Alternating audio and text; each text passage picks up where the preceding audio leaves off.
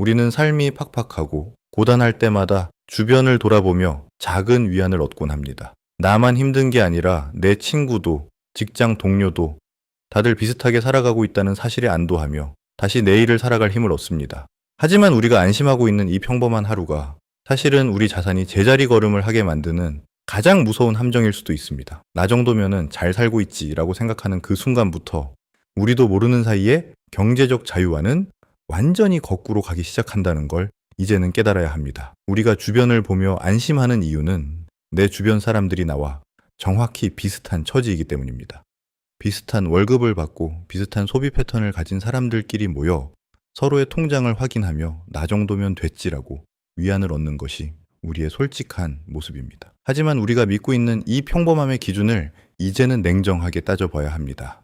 직장 생활 10년 차에 통장에 몇 천만 원 정도 있고 대출을 끼고 수도권 외곽에 내 집 한 채 마련한 삶을 우리는 보통 안정적이라고 부르지만 실제 데이터는 전혀 다른 말을 하고 있습니다. 통계청이 발표한 가계금융복지조사 데이터를 보면 우리나라 가구의 자산 중간값은 5억 원이 채 되지 않으며 그마저도 80% 이상이 당장 현금화할 수 없는 부동산에 묶여 있습니다. 순자산 기준으로 상위 10%에 진입하려면 최소한 10억 원이 넘는 자산이 필요함에도 우리는 내 주변의 좁은 표본 집단만 보며 괜찮다는 착각에 빠집니다.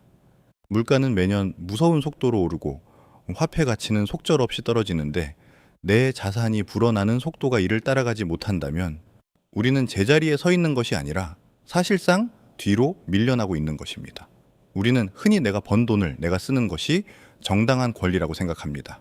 하지만 세상은 우리가 번 돈을 다시 시장으로 흘려보내도록 수많은 유혹을 배치해 두었습니다.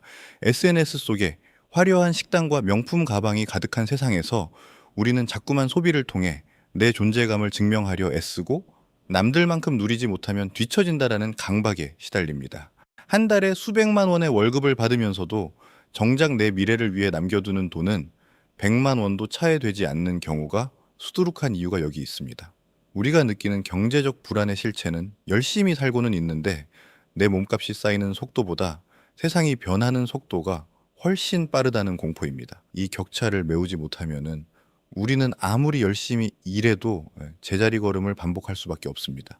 이 불안을 잊으려고 우리는 다시 돈을 쓰고 그 지출은 우리를 다시 매일 아침 출근해야 하는 근로의 굴레에 가두는 결과로 이어집니다. 남들 하는 만큼 해서는 절대로 남들 이상으로 살 수 없으며 오히려 시간이 흐를수록 자산 격차는 감당할 수 없을 만큼 벌어지게 됩니다. 대한민국 직장인의 실제 은퇴 연령은 50세 전후로 나타납니다. 법적 정년은 60세지만 현장에서 그 나이까지 책상을 지키는 사람은 손에 꼽을 정도이며 우리 세대는 그보다 더 이른 은퇴를 준비해야 할지도 모릅니다. 우리가 마주할 은퇴 이후의 삶은 생각보다 훨씬 길고 가혹합니다. 기대 수명이 90세를 넘어서는 시대에 우리는 소득이 완전히 끊긴 채로 최소 40년이라는 긴 시간을 버텨야 합니다.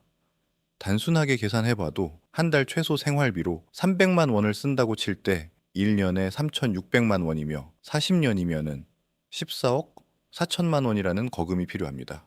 여기에 매년 발생하는 물가 상승률 5%만 더해도 은퇴 시점에 필요한 실제 금액은 지금의 상상을 초월할 정도로 불어납니다. 지금 우리가 가진 통장 장호와 저축 속도로 이 거대한 숫자를 감당할 수 있는지 스스로에게 냉정하게 물어봐야 합니다. 우리나라 노인 빈곤율은 40%를 넘기며 OECD 국가 중 압도적 1위를 기록하고 있는데 이분들이 젊은 시절에 게으르게 살았기 때문에 가난해진 것이 아닙니다. 우리처럼 평범하게 직장 다니고 자녀 학원 보내고 남들 하는 여행 다 다니며 살다가 노후를 준비할 결정적인 골든타임을 놓친 결과입니다. 내 자산이 벌어다 주는 돈이 내가 몸을 써서 버는 노동소득을 앞지르지 못하면 우리는 평생 시간을 팔아 밥값을 버는 노동의 상태를 벗어날 수 없습니다. 부자는 돈을 벌어다 주는 시스템을 사고 가난한 사람들은 돈을 갉아먹는 물건을 사면서 그것이 자산이라고 착각합니다. 데이터는 거짓말을 하지 않으며 지금 당장 돈을 쓰는 습관을 뿌리째 뽑지 않는다면 우리의 미래는 통계 속 가난한 노인의 숫자로 남게 될 뿐입니다. 첫 번째 전략은 비교 대상을 완전히 갈아치우는 것입니다. 나랑 비슷한 연봉을 받는 동기나 친구를 보며 한숨 돌리는 습관을 오늘부로 완전히 버려야 합니다. 우리의 비교 대상은 지금 내 옆에 있는 사람이 아니라 내가 바라는 경제적 자유를 이미 이룬 상위 10%의 자산가여야 합니다. 그들이 20대와 30대에 어떤 배고픔을 견뎠는지, 그리고 어떤 원칙으로 돈을 굴렸는지 독하게 공부해야 합니다. 두 번째 전략은 자발적 결핍을 내 몸에 이식하는 것입니다.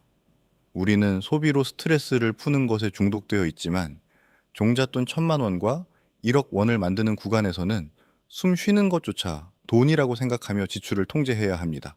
소득이 조금 늘었다고 씀씀이부터 늘리는 라이프스타일 인플레이션을 철저히 막아야 합니다. 월급이 찍히자마자 저축과 투자금을 먼저 빼내고 남은 돈으로만 버티는 강제적인 시스템을 만들어야 하며 외식을 끊고 걷거나 버스를 타고 불필요한 구독료를 정리하는 작은 결단들이 모여 자산의 뼈대가 됩니다. 이 시기의 부족함은 단순한 고통이 아니라 내 미래의 시간을 미리 사기 위한 입장료임을 절대 잊지 말아야 합니다. 세 번째 전략은 내 노동력을 자산으로 바꾸는 작업입니다. 월급은 우리를 부자로 만들어주지 않으며 그저 씨앗일 뿐입니다. 매달 모이는 100만 원과 200만 원을 어떤 자산에 심을지 치열하게 고민해야 합니다. 배당주든 지수 추종 펀드든 혹은 소액 부동산이든 무엇이라도 좋습니다.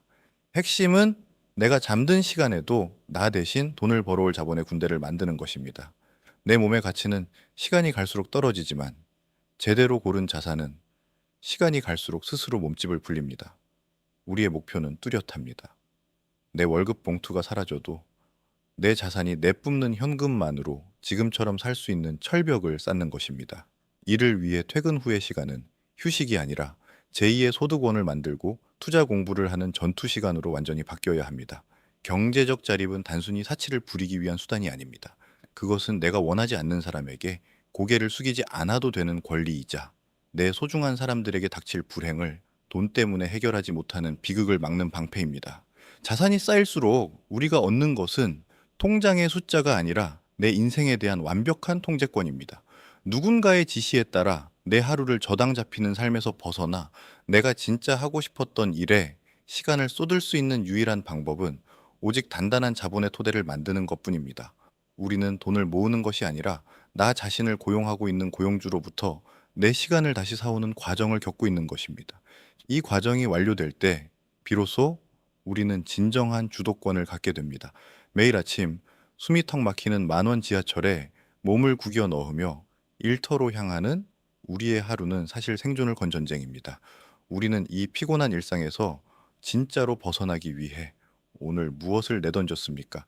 지금 당장 내 직장이 사라지고 오직 내 몸뚱이 하나만 남았을 때 우리는 다시 일어설 수 있는 기술과 자산 시스템을 가지고 있습니까? 막연하게 잘 되겠지 하는 희망은 대책 없는 절망보다 훨씬 더 무섭습니다. 퇴직금 조금과 국민연금에 내 노후를 통째로 맡기는 도박을 멈추고 구체적인 목표치인 순자산 15억 원을 향해 오늘 당장 첫 삽을 떠야 합니다. 매달 꼬박꼬박 찍히는 월급이라는 마약에 취해 서서히 뜨거워지는 물속에서 죽어가는 개구리가 되지 마십시오. 출퇴근길의 소음에서 완전히 벗어나 고요한 경제적 자유의 땅에 발을 딛는 그날까지 우리는 스스로를 몰아붙여야 합니다. 지금의 안락함을 집어던지고 불편함을 선택하십시오. 그 불편함만이 우리를 진정한 자유로 데려다줄 유일한 티켓입니다.